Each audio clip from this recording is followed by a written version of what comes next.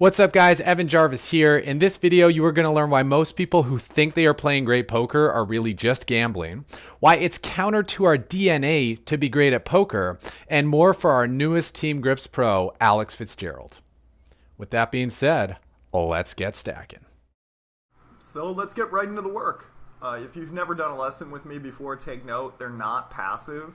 So take a sip of your coffee and focus. This is going to be intense. I've done a lot of reading about what actually helps people remember things because I just get a little bit of a joy out of making lessons that work. And yeah, once again, thank you guys for joining me. It seems like every time I turn on Facebook or Twitter or I go outside even, there's somebody trying to compete for my time or money. And I know it's really nice that you would spend some of your time with me. I will do my best to make sure that you made a great decision. So let's get into a bit more of an intense poker lesson than maybe you've done before. So I want you to take a look at this situation.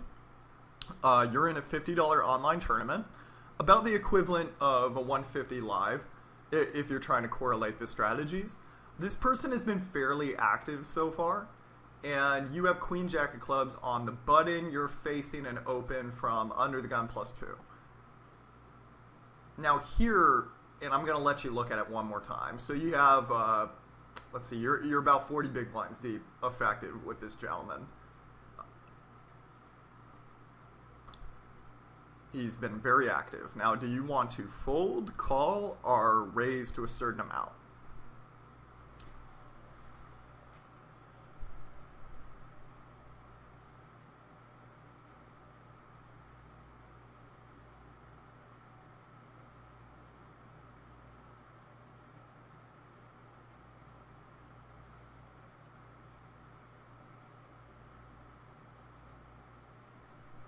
Okay, guys, time is up. I'm going to let you know right now, if you said call, you are wrong. If you believe making the most money at poker is the goal, which I think should be the goal, then this is wrong in every EV simulator and database I've ever seen. Just because something is popular doesn't mean it's right. The human mind, let's discuss something a little bit more esoteric to begin with. Very briefly before I start breaking down the nuts and bolts. Let's talk about human incentives. One of the smartest investors I ever heard talked about, if you can understand human incentives, you'll understand everything, and that revolutionized my poker game. And something I've realized is the human mind is not meant to play poker. If you call there, it's a free roll to feel good, which is what most humans are seeking each day. That's why we eat junk food, stay in AC, and watch TV, even if putting ourselves in a workout in high heat after a meal of fish and veggies would be better for us. If we raise, it's more profitable, but it can help us feel stupid. So what I do a lot with my teaching guys is, first of all, I think we have to get our goals clear. Our goal is to make more money. If you play poker for fun, you want to make more money because that allows you to keep playing for fun. If you play seriously, you need to make more money because that'll keep you in the game.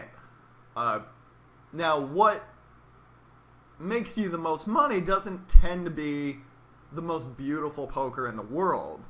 It doesn't really matter how smart you look as long as you win. So there's a lot of guys trying to set up the most beautiful bluff on earth. I think that's a chasing after the wind because humans like to call a lot. Human incentives being what they are, if someone calls you, it's kind of free roll to feel good about themselves because if they call and they're wrong, they can just muck and nobody sees their hand. And if they call and they're right, they get to turn over their hand and they get that little dopamine hit of, ooh, look what a cool call I made. So I started making my poker strategies mostly about analytics. And what I found is analytics really correlate well with what, even back in the 70s, they were talking about in the book Thinking Fast and Slow, which is humans are really bad at accepting losses. In the book Thinking Fast and Slow, in the book The Undoing Project is a really good book that follows how that book was written. These were Nobel Prize winning economists and psychologists that were discussing experiments that realized how human beings react to certain incentives. And one of them is, if a human being has to accept a loss, or they can gamble for a much greater loss but possibly a win, 80% of human beings will gamble. Which means, you think about it, this correlates really well to poker, which is, obviously you can gamble to win the whole thing, or you can just fold and concede your losses. So what ends up happening is we tend to do a lot of things that feel good in poker, but really we've never really done the math for. So one of those, what I mean by it's a free roll to feel good, is that if we call there with the queen jack of clubs and miss the flop, we fold and no one thinks ill of us. If we 3-bet, and by the way, it is a profitable play. Like, it's profitable for like half of a big blind, but as you're going to see coming, or even a full big blind, depending on how good you are, but as you're going to see as we move into this lecture, that's not as good as if you 3-bet there. If we 3-bet and get jammed on, though, how do we feel? We don't feel intelligent. No one does. So that's why we don't 3-bet there. For the same reasons, we know working out is good for us, but we don't do it. Because it's easier to just watch TV. Most people seek to avoid pain in their real life and in poker, and they call pre-flop there. Especially when no one's ever told you, to be fair to you guys, if you call there, I don't think anybody's ever told you you make more money by 3-betting there. But when you're trying to... The thing that you really need to get, though, that took me a really long time to get, is when you're trying to hit flops, that's not professional poker. That's called gambling. It's like a gambler trying to see if they hit red on the roulette wheel. We want to be the one running the wheel. And we can do this by categorizing this spot differently. So these are my statistics over the last 500,000 hands to support my theory. For reference, if you play a WSOP series, like every single no limit hold'em event, that's going to be 5,000 to 10,000 hands. So this is the equivalent of 50 WSOPs. So playing every single event at every single WSOP from the ages of 30 to 80, that's how many hands this is. As you can see, if no one 4-bets you, then you can make money with any 2 cards. So these are specifically, if I 3-bet and nobody 4-bets me, I am making money with any 2 cards. Non-suited 2 gappers, non-suited 1 gappers. You can see you can see suited connectors right there. It's 730 big blinds per 100, which means I'm making 7 big blinds every time I 3-bet with a suited connector. Now, and just so you know, this is of 500,000 hands. I only got to 3-bet 8,000 times because that's how poker works. It's really hard to 3-bet. And as you can see, the hands that are not really good to 3-bet here, this is kind of me going off script. You'll notice suited aces is pretty low, and the reason for that is when you 3-bet and somebody calls you and then you c-bet the flop to get them to fold, most of what you want them to be folding are ace highs. But suited connectors don't have this problem. So as you can see, as long as you know the guy's not 4-betting, which is a very common occurrence these days in no limit hold'em because people are very afraid to 4-bet, you're going to be making a lot of money here. As you can see, pocket aces is making about 920 big blinds per 100, about 9 big blinds per 100, and suited connectors is right there with like 7 big blinds. Whereas if you cold call there, you're nowhere near that. I think I have a chart there. But imagine you're this gentleman right here. You open, you're huge balls, Hank, forgive me. You open from 12K and someone on the button 3-bets you. What do you jam 12K on? Let's say I make it 1.8K there. Usually Jack plus, right? Maybe 10 plus? Well, look how little that's going to be. This is what people open when it's folded to them if they're a little active. So that's 290 combinations. And I would argue a lot of guys open way wider than this. You're going to see all the King 9 suiteds, Queen 9 suiteds, Jack 9, 10, 8. It's very popular to open wide now, and it's not very popular to 4-bet because... And that's a real problem because even if you're 4-betting Jack, well, let's say you're 4-betting Jack and flatting 10-10, then you're 4-betting 44 combos out of 290, which means you're 4-betting 15% of the time. That's actually a high estimate because in the initial range, I had no suited gappers opening. Also, many people are flatting. We all know this. When was the last time you guys 4-bet ace-queen suited? Like, you had 40 big blinds and you 4-bet 10 big blinds with ace queen suited. If you do that, okay, that's interesting, but a lot of my students had never done that. I look at their database and they've never done that. And they never do it with jacks. They just call and take a flop, which is a really big problem because then the 3-better can get into the statistics I just showed you, which were all green and hundreds of big blinds per hundreds of hands. If you ever examine your opponents in a database management tool, so this is a database management tool, you'll see that versus 3-bets, they're raising 10% of the time. So this is versus 3-bets, the person raises 10%, which means 90% of the time they're calling, and that means a 3-better can have numbers like this. 10%, by the way, if somebody opens 30% of hands, well, if they're 4-betting 10% of them, what percentage of the hands is that? It's going to be like 3%, right? Now, combinatorics-wise, it's not exactly 3%, but let's say it's 4%. That's going to be queens, kings, aces, right? That's it. That's the only hands they 4-bet, which is really a problem because that means the other 9 times out of 10, I'm making a profit margin like this. And by the way, I'm not special. All of my students have profit margins like this. Now, you might ask, how can you make a couple big blinds every time you 3-bet and someone doesn't 4-bet you? Because hopefully a lot of you guys are doing the math, because if 9 times out of 10 you make 3 big blinds here, and it's actually 3.6 big blinds for each hand, but okay.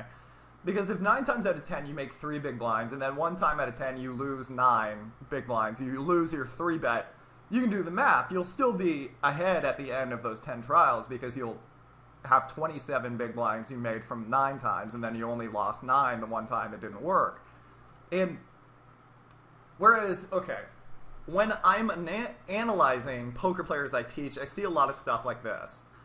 This is someone whose name I'm not going to use, who cold calls and plays decent but not amazing. As you can see, he's really struggling with anything that needs to flop something. And he's not a bad player. For this lecture, I picked a pretty bad one.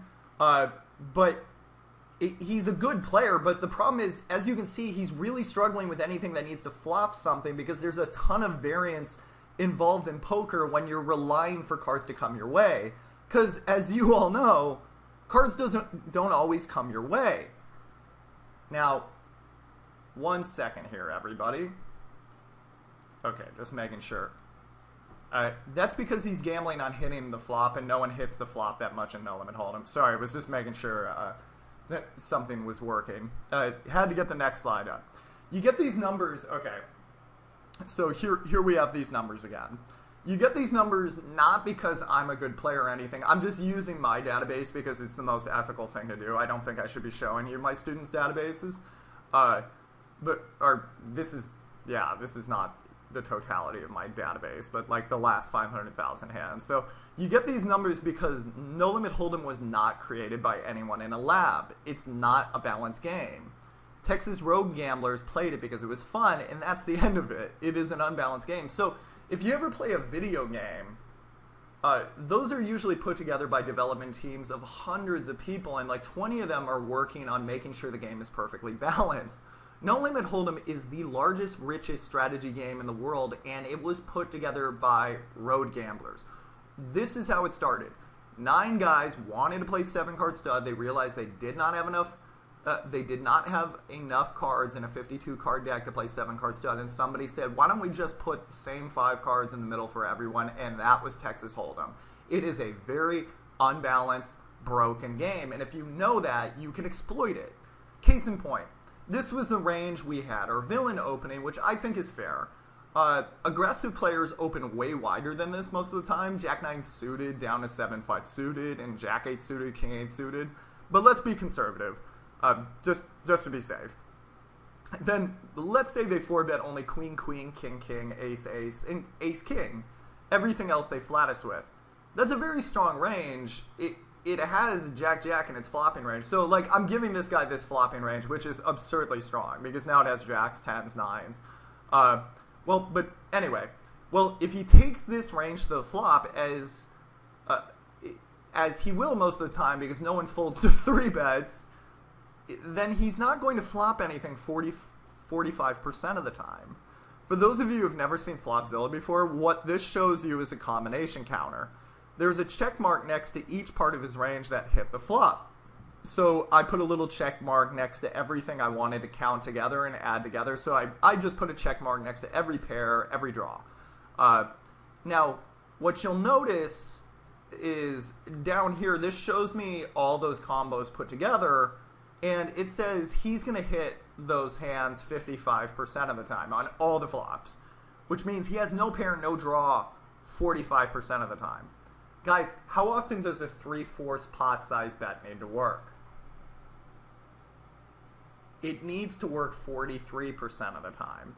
You could bet 75% of the pot, only get the high cards to fold. So like he's calling with 2-2 on like a 10-9-6 board, and you'd still be making money from this guy with no cards in your hand.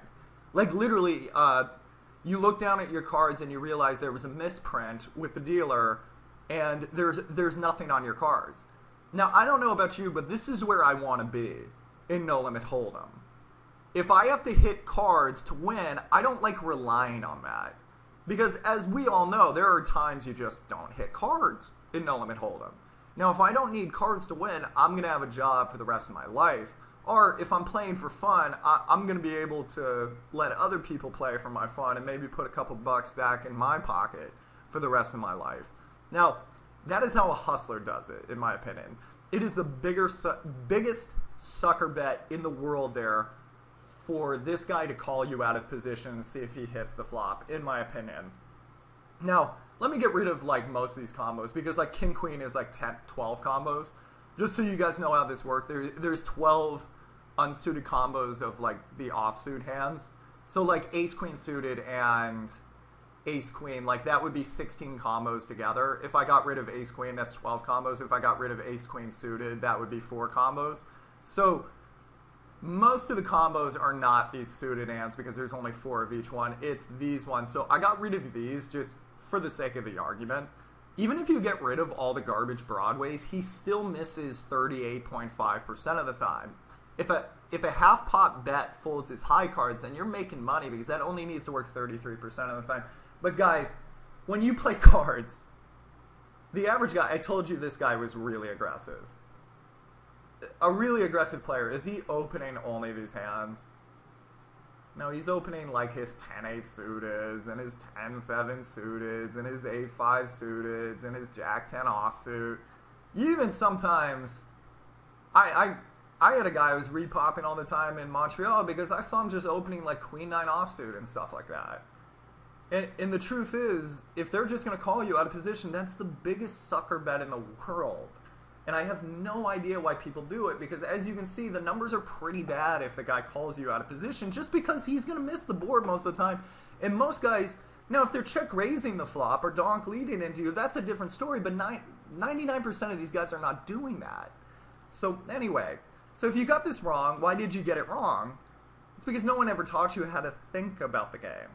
You learned by playing, and you likely have a strategy that's somewhat profitable, but isn't getting you the results you want. Generally, I find people that study poker tend to have a somewhat profitable strategy, but they're just not getting where they want to be. So that's why I make that assumption. Now, your thought process here was, how can I get to the flop with this hand that can hit a big hand? That's not how a grinder thinks. That requires you to hit a hand. A real hustler doesn't want to rely on it. Let me tell you how you should think of it. This video has been brought to you by How to Think Like a Poker Player. I have a lot more information about this and how to think like a poker player. Guys, we looked through 3 situations in this video. The full product has 12 situations from poker games all over the world, and it puts you under much more pressure. It really harps on my fundamentals, which are much different than what's in every poker training book. You will never play poker the same way again after you use this product. And that wraps up this part of the training series. I hope you enjoyed the video. I hope you learned a lot from it. If you like this video, please give me a thumbs up to let me know how I'm doing. And if you learned something from this video, please let me know in the comments what your key takeaway or your biggest aha moment from watching this video was. I promise you, if you do that and then look at the other comments that are there, you're going to learn a whole lot more. This is the beauty of YouTube. This is the beauty of community. This is how we grow as a team, by sharing our insights, reading what others' insights were, and engaging in discussion to further develop those thought processes. I really hope you're enjoying this learning series. And when you're ready to watch more training lessons like this one, feel free to check out my YouTube channel, youtube.com/Gripst, or come by my website, www.gripst.com, and join Team Gripst for exclusive discounts, offers, and training opportunities. We got a whole lot of good ones coming on the way, and I hope that you are someone I will be getting to share them with. Let's get stacking. Thank you so much for watching this video. I hope you found it educational and entertaining. If you want to join Team Gripst, click on that subscribe button and tap that bell to be notified every time a new video goes live. For behind the scenes updates and motivational quotes from my poker journey, follow me on Instagram. And when you're ready to take one step closer to becoming poker's next champion, click on me in 3, 2, 1, and let's get stacking.